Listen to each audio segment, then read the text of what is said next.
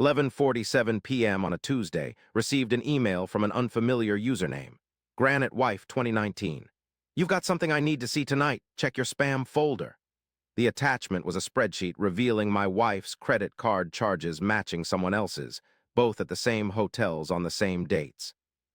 Detailing how an ordinary Monday morning at work transformed into a 16-month investigation that cost a cardiac surgeon his medical license in front of 300 people. However, it's crucial to recognize that I'm not the protagonist of this tale. I'm neither exceptionally clever nor heroic. I'm merely a forensic accountant who spent 2 decades realizing that numbers don't lie, and those who believe they outsmart numbers inevitably fail. The name you should know isn't mine. For 9 years, I was wed to Melanie. Our paths crossed at a charity event for a hospital, where I was examining their financial records, and she was a nurse in the cardiovascular department. She appreciated my steadiness, orderliness, and meticulousness. However, these traits, which once caught her fancy, seemed to have lost their charm over time. The transformation commenced 18 months ago, initially with minor alterations. She stopped expressing interest in my daily experiences, adopted late-hour shifts, replaced her old perfume with an extravagant one housed in frosted glass bottles, and so on. I took note of these changes because, as an accountant, I regularly reconcile our credit card statements and noticed the gradual escalation in pharmacy expenses from $17 to $43. We both observed her sudden increase in transactions at the hospital cafeteria, but I refrained from questioning her until sufficient evidence was collected, following the first rule of auditing: collect data before raising questions. I monitored recorded events and made a personal spreadsheet noting dates, times, anomalous expenditures, behavioral shifts. On March 14th, she arrived home at 1 a.m., emanating hotel soap scent instead of hospital antiseptic. On March 22nd, she purchased lingerie I had never seen before.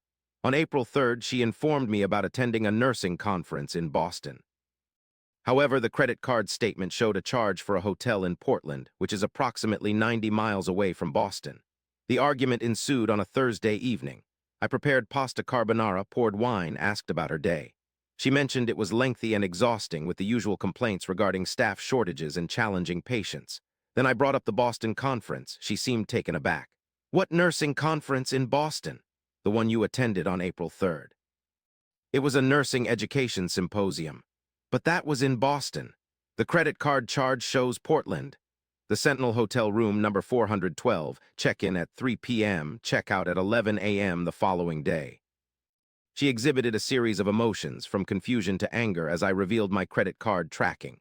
You monitor my credit card, I balance our accounts, that's what I do, she retorted. That's controlling, that's spying, that's noticing an unusual $400 hotel charge in the wrong city. She stood up, grabbing her purse. I require privacy. Who is he? She paused, turned. Her expression altered. The panic faded, replaced by coldness. You truly want to know, I replied. Yes, Dr. Harrison Grant, a renowned cardiothoracic surgeon. He saves lives for a living. She left the statement hanging. He's intelligent, he's respected, and his work matters. Compared to me, you're just an accountant who tracks credit cards and cross-references receipts and builds spreadsheets about your own wife. She picked up her keys. Harrison considers me extraordinary. When was the last time you saw me as extraordinary? She departed without returning that night.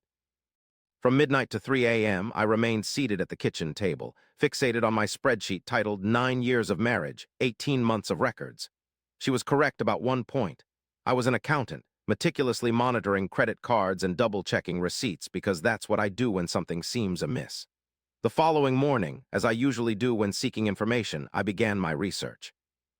Dr. Harrison Grant, a renowned cardiothoracic surgeon at Westwood Memorial Hospital and esteemed researcher, aged 48, was not difficult to locate. Married to Isabel Grant, a former neuroscience professor who currently serves on 3 nonprofit boards, he had 2 children, both in college, the significant detail being Isabel Grant.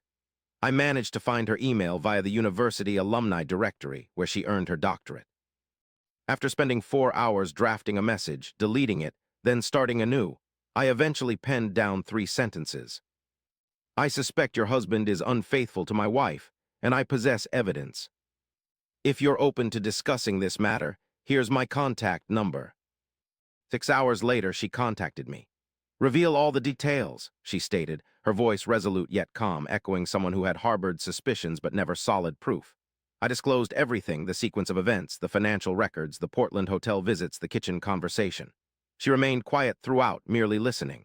Once I concluded, she said, he claimed he was attending a medical conference in Portland during that week Cardiac Innovation Summit, same dates, same days.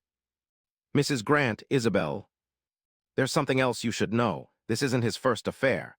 On the previous occasions, I chose to stay silent due to our children and his career, fearing being the one who ruined a renowned surgeon's reputation for infidelity. But this time, she hesitated, this time I'm exhausted. What do you need from me? All evidence, every receipt, every date, every piece of documentation. One after that, I required her trust. That evening, I shared the spreadsheet with her. She responded with one 3 days later, twice as long.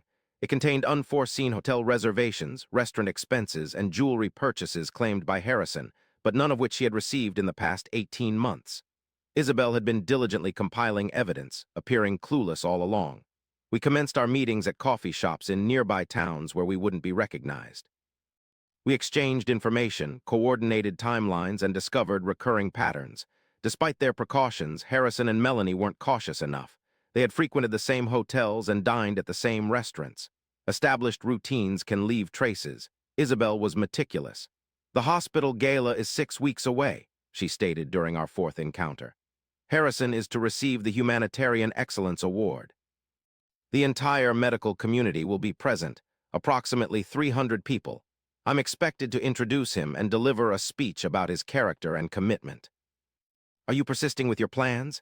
Indeed, I am preparing a speech and filing for divorce just 2 days prior to the gala. My lawyer is currently drafting the necessary documents. However, Harrison won't learn of it until he's served, which won't happen until the gala's afternoon. You see, I intend to expose him. Yes, right in front of his peers, mentors, medical board representatives, hospital administrators, and charitable donors who have backed his department for years. I will deliver an honest speech about his character. Upon seeing my surprised expression, she leaned closer. This man leveraged my family connections to advance his career. My father financed his research fellowship, and my name granted him access he wouldn't have otherwise. In return, he belittled me on multiple occasions, underestimating my resolve to retaliate. He was mistaken. Now, what about Melanie? What role does she play in this? The hospital staff invariably attends the grand event. She would observe as events unfolded live. By that point, Melanie had already left. She rented a downtown apartment, informing our friends she needed space to focus on her work. Weekly conversations filled with guilt ensued, during which she discussed counseling and communication, questioning my willingness to participate in therapy. I agreed to all suggestions, maintaining the facade of a desperate spouse trying to salvage the marriage. Isabel was never mentioned. The divorce documents arrived 2 weeks before the event. Drafted by Melanie's lawyer, they cited irreconcilable differences and requested an equitable distribution of assets. I signed without contest, declining negotiation. My attorney seemed bewildered, stating I was giving her half of everything. I'm an accountant, I said. I know what I'm doing. The gala took place in June on a Saturday, featuring a black-tie champagne reception and silent auction benefiting the hospital's cardiac research division. I was not extended an invitation for this event. Why wasn't I surprised? For I had been added as Isabel's +1. The invitation identified me as guest of the honoree's family. Dressed in my best suit, I arrived early, observing the medical team flow in, including Melanie. She was donning a red dress unfamiliar to me, indulging in laughter with her peers and sipping wine, seemingly untouched by the wreckage of a marriage just 4 months prior.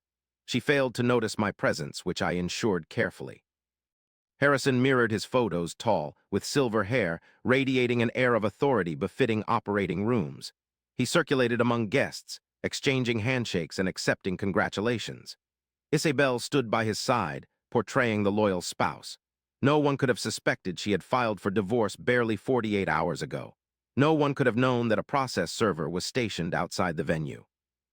The meal consisted of salmon and asparagus, followed by speeches from department heads and grateful patients. Then came the Humanitarian Excellence Award ceremony. The hospital's CEO delivered an eloquent tribute. Dr. Harrison is recognized for his advancements in minimally invasive heart surgery, teaching skills, commitment to underprivileged communities, and admirable conduct both on and off the operating table.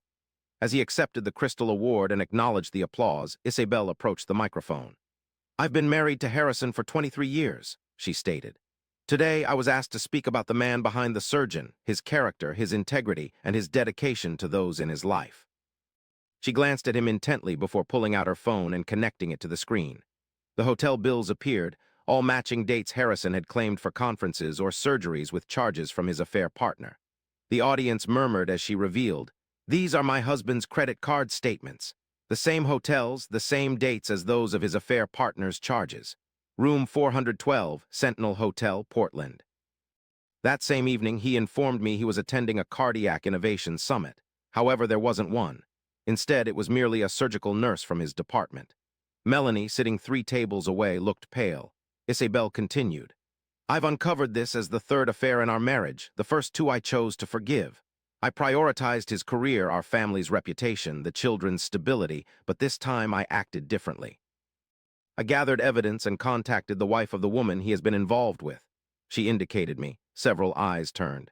"Together, we constructed a case. Hotel receipts, restaurant charges, jewelry he purchased for her using funds from our joint account, an account that was initially seeded by my family's trust and subsequently supported his research and lifestyle for the past 2 decades. She advanced the presentation. Bank statements flashed up, transfers from my accounts to Harrison's totaling hundreds of thousands of dollars over the years. Everyone needs to grasp something clearly. The Humanitarian Excellence Award you've just presented to my husband was supported by a donation from my family. His research fellowship, his position in this department, and his reputation were all cultivated through my influence, connections, and finances. Regrettably, he breached that trust for 18 months, engaging in an affair with a woman who reports to him, while at the same time deceiving me. The room fell silent. Harrison remained motionless, still clutching the award. I filed for divorce on Thursday. In about 2 minutes, when he steps outside to take what I anticipate will be an urgent phone call, he'll receive the divorce papers. Additionally, I've submitted formal complaints to the hospital's ethics board regarding his inappropriate relationship with a subordinate employee, which contravenes hospital policy. The CEO stood up as documentation regarding misuse of continuing education funds, which he falsely claimed for tax purposes as Portland conference expenses, not conferences or hotel rooms, was presented to the medical board. Isabel grabbed her purse, sensing tension. "The individual you're honoring tonight is a fraud," she declared, pointing at Melanie, who looked uncomfortable. "For 23 years, you've watched a sham marriage, when he manipulated and ultimately betrayed. And the person he chose to deceive me with is right here." Every eye turned to Melanie. "As medical professionals, you understand repercussions," Isabel continued, exiting the stage past Harrison and security guards. I trailed her outside in the parking lot where she was trembling. I offered her my jacket. She accepted, unable to find words. "Are you staying?" she asked. "No, are you?" I responded, equally unwilling to linger. She thanked me for the documentation and trusting her when she explained her plan. She drove off after expressing gratitude for my bravery. For 20 minutes, I remained in my car, observing the venue's entrance. First, Melanie emerged hastily, her red dress illuminated under the parking lot lights, unaware of my presence. Next, Harrison appeared, surrounded by hospital administrators. His face was pale, and the crystal award was missing. My phone rang. It was Melanie. "You knew," she said upon answering, "you knew she would do this." "I did," I replied. "You aided her in it." I provided her with documentation, and she took care of the rest. "Have you any idea what this will do to you, to your career?" she asked. "Everyone saw. You told me Dr. Grant saves lives for a living, that his work matters. I'm just an accountant who keeps track of receipts," I countered. She admitted it was indeed her, the accountant, and she acknowledged that when fraud occurs, evidence is gathered, cases are made, and wrongdoings are exposed publicly. She hung up. The fallout prolonged for months. Harrison faced administrative leave while undergoing ethics scrutiny. The medical board probed his expense submissions, too. His department disassociated itself. The hospital declared their dedication to ethical practices and intolerance towards policy breaches. Isabel's divorce moved swiftly. Her lawyers were skillful, the same firm that had managed her family's estate planning for 4 decades. Harrison consented to all terms. As an alternative was public disclosure of every financial aspect of his affair in court. Melanie left Westwood Memorial 2 weeks post-gala. She found it unbearable, dealing with the gossip, stares, and frosty treatment from colleagues who had witnessed her humiliation. 3 months later, I received an email containing a quasi-apology from her, explaining that circumstances had become intricate, asserting she didn't intend to harm me, expressing hope for eventual forgiveness. I remained unresponsive, as my divorce had been legally finalized. It was a no-fault divorce with equitable distribution. She received half the house value, half the savings, and half the retirement accounts, which were precisely what her lawyer requested. Unbeknownst to her, I'd sold off several investments 3 months prior, upon my attorney's advice, transferring funds into a separate account, thus escaping detection during settlement negotiations due to the pre-filing date. My strategy was inspired by Isabel. I learned that sometimes the best revenge isn't sensational exposure, but meticulousness beyond what the underestimator anticipates. 6 months after the gala, Harrison lost his medical license. The board discovered numerous instances of policy infringements, financial mismanagement, and ethical lapses.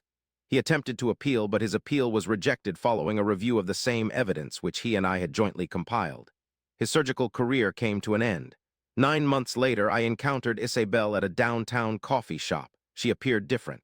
"Somehow, how are you?" I inquired. Adapting, sold the house, moved downtown, resumed teaching neuroscience part-time at the university. The children are adapting. Harrison is working at a private practice out of state handling administrative tasks. With no surgical privileges, she smiled. "You too, adapting, downsized the home, less maintenance, busy with work, still reconciling credit card statements, one must," she chuckled. "It's amusing I never properly thanked you for answering my call, for sharing your evidence, for aiding me in building the case. Most people wouldn't have done that. Most individuals aren't wed to someone who undervalues accountants." She lifted her coffee cup. "To accountants who spot issues and wives who put an end to tolerating things." We tapped our paper cups together, chatted for 20 minutes about trivial matters, then parted ways. Haven't spoken to Melanie in a year. As far as I know, she's working at a new hospital in a different city, attempting to rebuild her nursing career beyond the whispers. I no longer follow her whereabouts. No need, the document is closed, the case is settled. Occasionally, people ask if I regret how it concluded, if I wished I'd saved the marriage, considered counseling or forgiveness for the affair. The response is straightforward. No. Because from 16 months of records and one stunning act of public revelation, some individuals believe themselves invincible. In their arrogance, they consider their tasks indispensable, their positions unassailable, and their associates too committed not to resist. However, they are mistaken, and sometimes it requires an uneventful accountant with a spreadsheet to demonstrate this truth. Such is my narrative. This is the result of dismissing someone's work as insignificant when you overlook the one who meticulously identifies discrepancies, assuming that the quiet ones won't challenge the status quo. Harrison Grant was dedicated to saving lives, but he couldn't safeguard his profession from a paper trail. And Melanie found an extraordinary individual until extraordinary transformed into jobless, disgraced, and divorced. I remain an accountant. I continue to balance credit card statements and spot inconsistencies in figures. But now I do it within the confines of a home that I own outright with money she was unaware of existing, living a life she thought I was too mundane to construct. Numbers never deceive. They never have. Welcome to Cheating Story Lab. Should you find this tale engaging, click on the subscribe button and the bell icon to stay informed about future releases. Leave a comment sharing your perspective on how you would have acted in this scenario. Remember, the unassuming individuals are often the most observant.